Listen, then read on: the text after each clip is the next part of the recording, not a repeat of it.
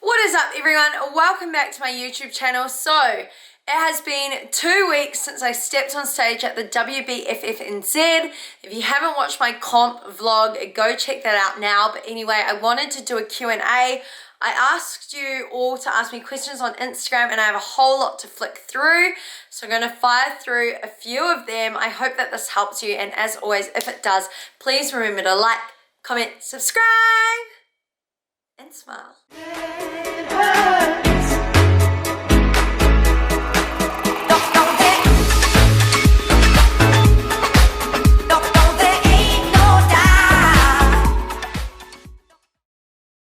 So this Q&A is specifically about competing and my prep and things. So I hope that it helps you.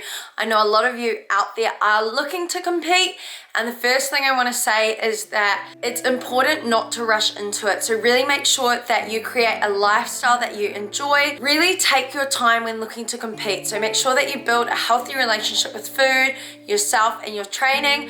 Make it a lifestyle, and then once you feel as if you're ready to take things to the next level, go for it. Get a coach and work hard and step on that stage. But if you've just started training, I really don't recommend racing into it. So let's get started. How did you find the right coach? So when looking to get a coach, I think that it's very important to choose a coach that is in the federation you want to compete in. So if you want to do WBFF, get a WBFF Pro. If you want to do IFBB, get an IFBB Pro. The importance of this is that they already understand the federation and what's required and what the standard is, so that they don't have to kind of guess what they're doing with you. Like, it's important to get a coach that understands the federation, what's expected of the condition when you step on stage. And also, they can then help you with other aspects. Like, I like to choose a coach that does nutrition, training, and posing. How you pose in IFBB is completely different to how you pose in WBFF. So that's something to take into account. And then also, when looking to find a coach for competing, I think it's important to find out what their protocols are.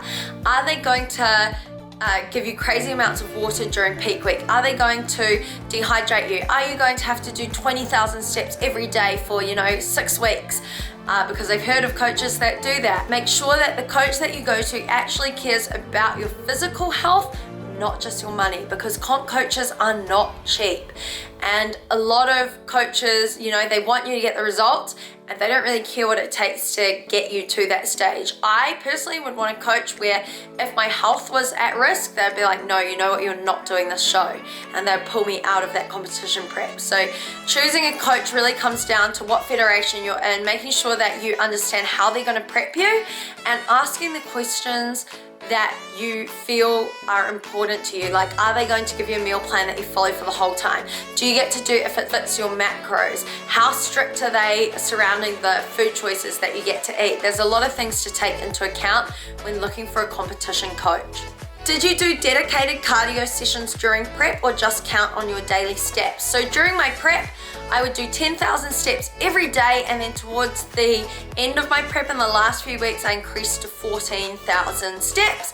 And I didn't really have dedicated cardio sessions, so I really focused on weight training, and then I introduced some HIIT sessions towards the end. And when I say HIIT sessions, I mean bike sprints, and I would only do, I think it was 10 bike sprints of 20 seconds with a minute 40 rest, so 20-minute sessions.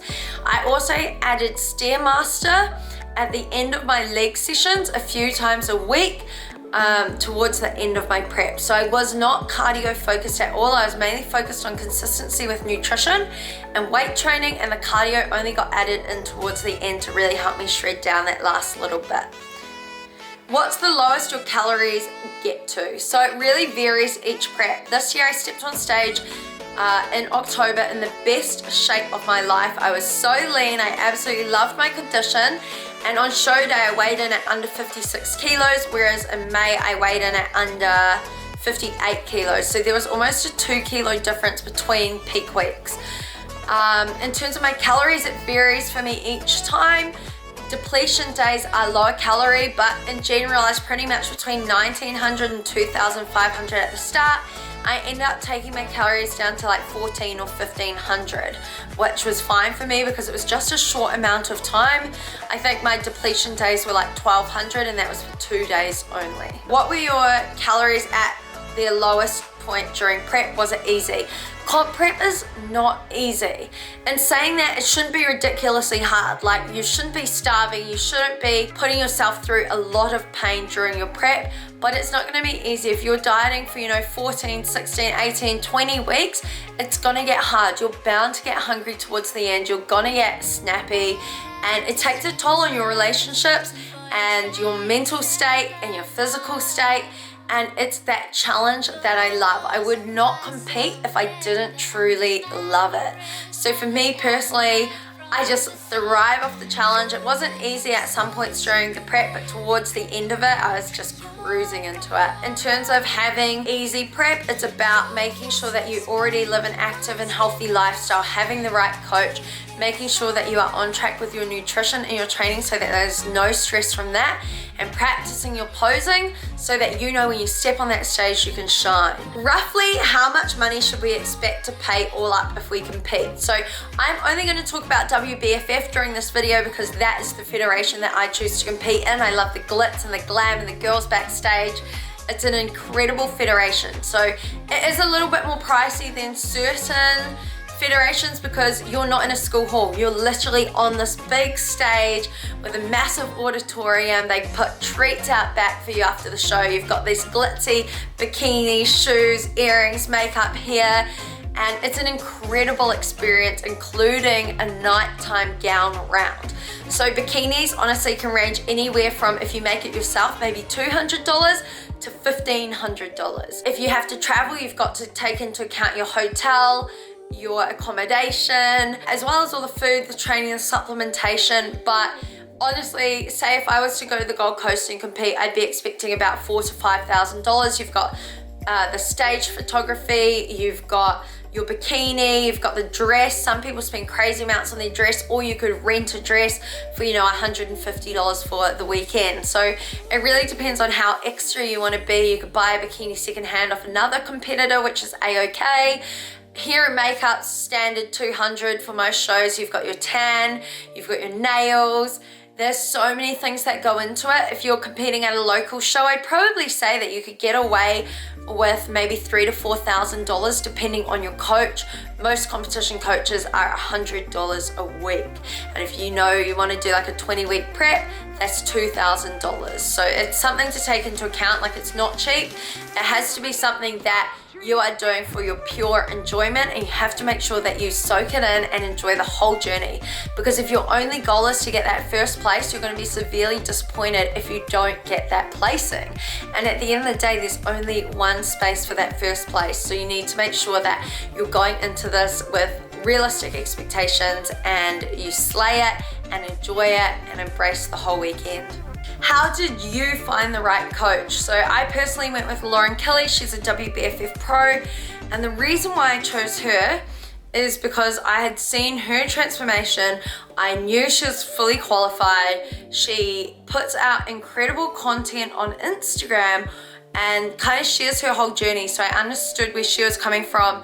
We managed to have like a Skype call and we chatted, and I just knew that she was going to be the coach for me, and she didn't disappoint. Honestly, she did my training, my macros, and my posing, or we kind of worked together on the posing, and I really appreciated having her support. She actually flew out to New Zealand and was backstage with me. She was a total stage mom, making sure that I had my posing on point, making sure that I had everything in my bikini, and she was just so supportive during the process. And she was actually there as I walked off stage after they did the prizes, which was much appreciated because the show honestly didn't go the way I wanted it to, and I just needed a big hug after that, and she was there for me, and she was so proud of me for stepping on stage in the best condition of my life. And yeah, I'm very grateful for her. So for me personally, it was about finding a coach that was in the federation, that knew what they were doing, and that cared about my health. The whole way through, she looked after me in terms of my actual health to make sure that I was mentally and physically in the best shape I could be on that stage. And yeah, I am very grateful to have had her as a coach. will you prep girls for shows? So I've actually been asked by a couple of friends if I would prep them for a competition. No, at this point in time, I'm not interested in that. I am more interested in overall lifestyle coaching.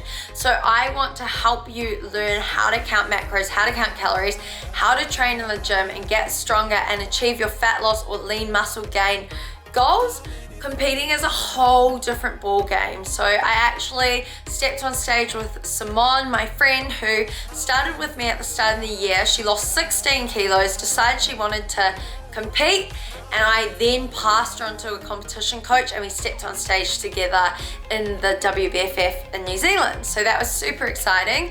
So I can prepare girls for a competition prep, but when it comes to the actual prep, I think I will only take on maybe 1 or 2 competition clients later on down the track. So once maybe I've turned pro, I might choose to take on like 1 or 2 girls that I really want to go all in on and help them prepare for the stage. But at this point in time, my true passion is building the Anjuli Fit Squad and helping them achieve their goals of becoming the best version of themselves, because comp prep is not easy mentally or physically, and it takes a lot of time from the coach to really invest in them, and honestly it can be quite expensive, like $100 a week. So that's just not really my area of expertise. Should some people just never compete?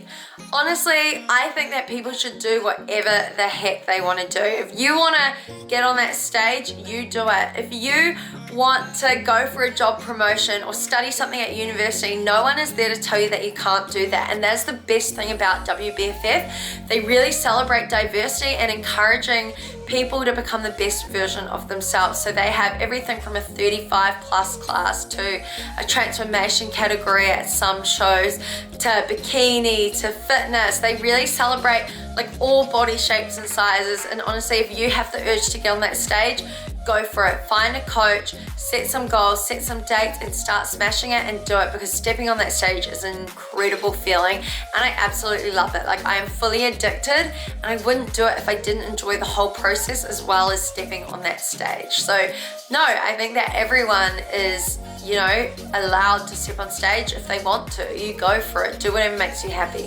Why did you change coach? So I've actually changed coach every show.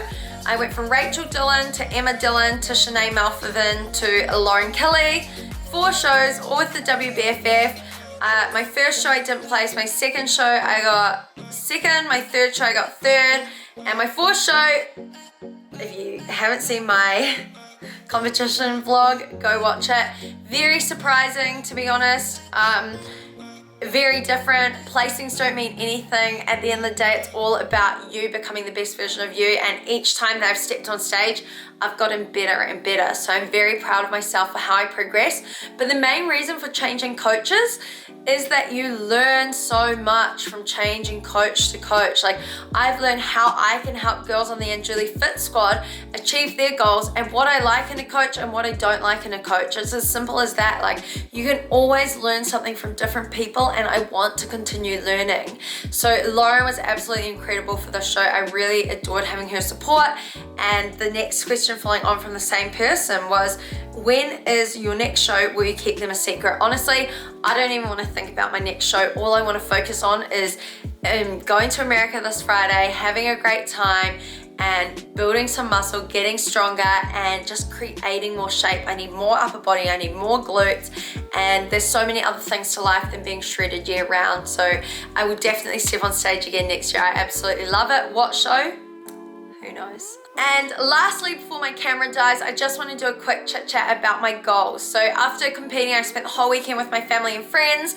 Then the next week I went to Sydney, spent more time with friends. I'm pretty sure I ate gelato every day for the past 7 days. Today is my first day without ice cream, go me. But anyway, it's about finding balance. It's about getting strong, creating shape, working on my business, helping the Anjuli Fit Squad slay their goals, and just being the best version of me that I can be for everyone else. So that's for everyone online, for my fiance Ross, for everyone around me. I just want to be truly happy, confident, and healthy in my own skin, regardless of whether or not I have abs. I'm here to inspire you to become the best version of you, but at the end of the day, I'm still on my own journey. So I'm off to America on Friday for 10 days with Ross. I can't wait to spend time with him. And then after that, I'm back. It's my birthday month. So I'm turning 26 and I just want to go into 26 as the happiest and healthiest version of myself. I hope that this video helped you. I hope that you learned something. And as always, if it did, please remember to like, comment, subscribe.